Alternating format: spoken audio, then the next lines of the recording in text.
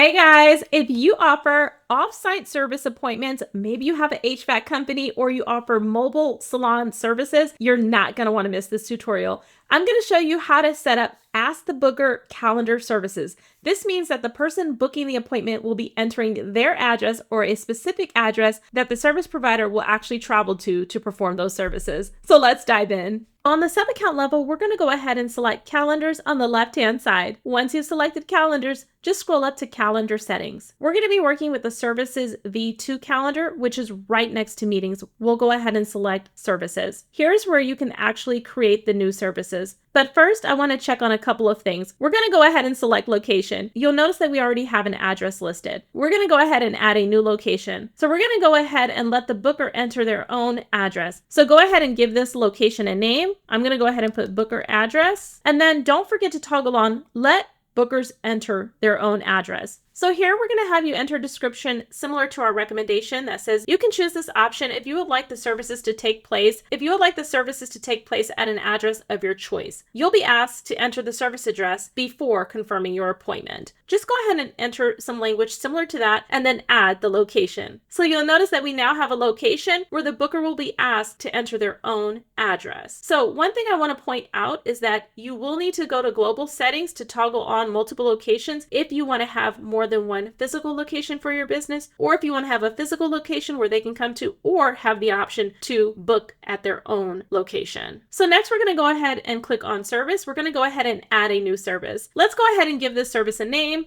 I'm going to go ahead and say salon offsite hair services. Just give it your service name. Then you'll have a category, your description, and then you're going to go ahead and add your team member. Enter the amount. You also have advanced settings. Under advanced settings, feel free to enter any additional information that you'd like to add. I'm going to go ahead and save those changes.